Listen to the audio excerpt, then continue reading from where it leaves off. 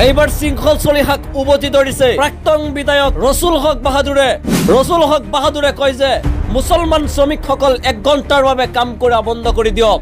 উজনি অসম আৰু গুৱাহাটী চহৰ অচল হৈ পৰিব।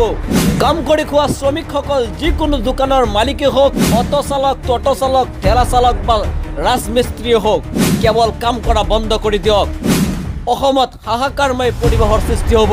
লগতে পাগল কুকুৰ আখ্যা দিছে শৃংখল চলিহাক প্ৰাক্তন বিধায়ক ৰসুল হক বাহাদুৰে। আমাৰ হাতত মন্তব্য আছে, আমি শুনাই ল'ব বিচাৰিছো।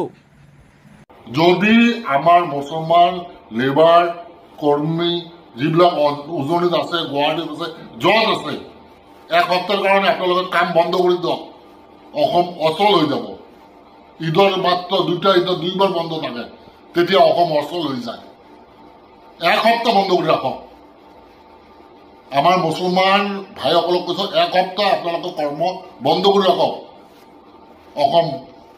অসমত এনেকুৱা এটা চিটুৱেশ্যন আহি যাব যে অসমত মানুহ নাই, অসম চলা বন্ধ হৈ যাব, অসমৰ ইনকাম বন্ধ হৈ যাব, অসমৰ আমদানি বন্ধ হৈ যাব। মুছলমান নহ'লে অসম নচলে। এই পগলা কুকুৰটো, এই চলিহাৰ মুখখন বন্ধ কৰিব লাগিব। শৃংখলা চলিহা, তোমাৰ নাম শৃংখলা চলিহা। তুমি কি কৰি আছা যে মই উজনি অসমত মুছলমানক থাকিব নিদিম, ইয়াতে থাকিব নিদিম, বাংলাদেশী মুছলমান।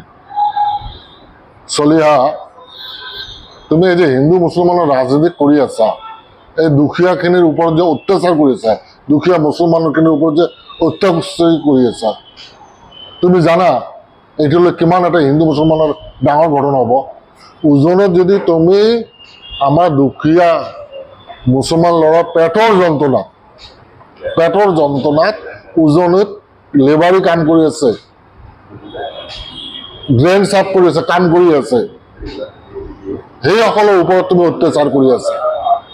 তুমি বাংলাদেশী খেদা, কোনো আপত্তি নাই। বাংলাদেশী, তুমি বাংলাদেশী মুছলমান কিয় কোৱা? মিয়া মুছলমান কিয় কোৱা? হা, তুমি কোৱা বাংলাদেশী, আমি ইয়াৰ পৰা খেদিম, উজনিৰ পৰা বাংলাদেশী খেদিম, আমিও নামনিৰ পৰা বাংলাদেশী খেদিম। তুমি কি কৰি আছা? আমাৰ জাতিটোক টাৰ্গেট কৰি আছা, মুছলমানক টাৰ্গেট কৰি আছা, মুছলমানৰ নাম লৈ আছা। এইটো কিন্তু ঠিক হোৱা নাই।